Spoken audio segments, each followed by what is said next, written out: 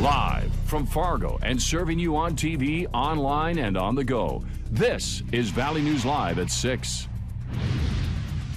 Some major slowdowns are coming to your daily commute. The weather, of course, is improving, which means road construction season is upon us. Valley News Team's Ryan Laughlin joins us live from where traffic will be impacted first this spring. Ryan? Yeah, Mike, Andrea, it feels great out here, but when that sunshine comes out, so do these orange cones. We're here on 13th Avenue East in West Fargo, where city crews are prepared to start road construction on Monday. But there's going to be some major projects across the metro that are sure to slow down your summer commute. It's that time of year. Well, there's going to be a lot of cones out there. An army of orange ready to take the streets. They're starting this coming week. The first project you may notice will be Fargo and West Fargo working on 13th Avenue. But other projects might slow you down a lot more, like on Cheyenne Street. From 13th Avenue to the interchange, we're building 5 lanes. It's currently 2. They say the interchange over 94 will be much improved. One signal light and all the different ramps on and off will come to a single point in the middle. And then south of the interchange down to 32nd, we'll be building 6 lanes. This 2-year project will limit I-94 to 1 lane each direction. North and south traffic will remain open, but there will be detours and lane closures. And it's not the only project that will affect I-94. Well, this year will be busy. In Fargo, a much smaller project on South University up to 18th Avenue could have big impacts. The city is hoping to keep things moving off the interstate. We are going to have 4 lanes open during the summer. Usually we narrow it down to 2. So hopefully that does improve things. There will be delays though. Many road construction projects in Fargo is still about a month away. The city is trying to get similar projects done while NDSU is out for the summer. There's going to be several different detours. The lanes are going to be narrow. There's probably going to be some backups. Plan for your drive taking more time. From Fargo, Ryan Laughlin, Valley News Live. There are a few more major projects that could slow you down. In West Fargo, it's the completion of the 9th Street East and 13th Avenue East intersection. In Fargo, 10th Street from 4th Avenue through 12th Avenue will be detoured through North University. For more information on all the road construction in your neighborhood, we have links on our website. Just click on this story on valleynewslive.com. This just in, a scare for a family in Moorhead that turned into a sigh of relief after a 6-year-old who disappeared has been returned home. There was heavy police presence in the 3100 block of 32nd Street in Moorhead. Police have not yet released details on the child's disappearance or where they were found.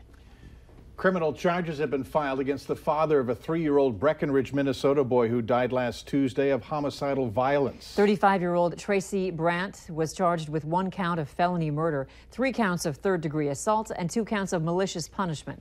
Valley News Team's Rose Itzkovitz is live in the studio with more details on the child's injuries. Rose?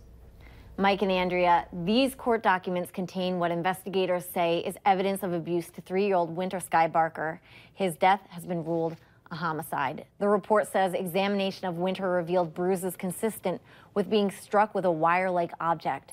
Winter's caretakers say he and his sibling would fight with broken plastic hangers, but the examiner said Winter's injuries were not consistent with that, nor could a 28-month-old do that kind of damage.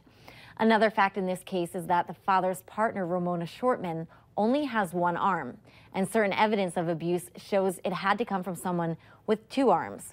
As for the biological mother, Corey Finley is currently held at the Roberts County Jail in Sisseton, South Dakota. We found the following post asking for her release so she could make funeral arrangements for her son. Now, I visited the Barker's apartment building and spoke with several residents who did not know the family, but one tells me that the neighbor who lives under them said he would hear loud banging noises coming from above, though he didn't really hear any shouting or arguing. Live in the studio, Rose Itzkovitz, Valley News Live. Mike, Andrea? All right, thank you, Rose. And we have more details on this case on our website, valleynewslive.com. All you have to do is click on this story. Formal charges were filed against the man accused of killing a woman and her son in Perham this week. William Hillman is facing 2 counts of second-degree murder. Court documents say Hillman beat Denise McFadden to death and killed her son, Dalton. A neighbor, in an exclusive interview with Valley News Live, told us that Hillman came to her home covered in blood shortly before police arrived. Court documents also show that Hillman was diagnosed with schizophrenia in 2016. We're learning to like the look of light brown, especially after seeing so much white for the past several months. Hutch is here with a look at tonight's weather planner. Hutch? Yeah, thanks to the disappearance of all that white, we're seeing temperatures rising each and every day as we go toward the latter part of this week. 56 now in Fargo for the high.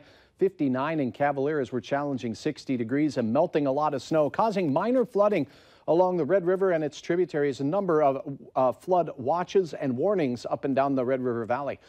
The biggest impact may just be around the Oslo area, where moderate flooding is expected by next week. And again, only minor flooding in Fargo. Temperatures for most of our evening in the 40s, light winds and mostly clear skies. We'll see a few high clouds overnight, but it looks like a very quiet evening to get out and enjoy at least a hint of spring. Details in your extended forecast here in just a moment. All right, thanks, Hutch. A UND student has been accused of dealing drugs on campus. 18-year-old Kelly Garrison has been arrested and charged with 4 counts of possession with intent to distribute marijuana, LSD, and pills. Police found the drugs in a search of Garrison's dorm room. If convicted, she faces up to 40 years in prison. A man is expected to be okay after being stabbed by another man late last night. It happened at the Gateway Gardens apartment complex in the 1800 block of First Avenue North in Moorhead. The victim, 45-year-old Corey Schmidt, was taken to a hospital with numerous cuts to his torso.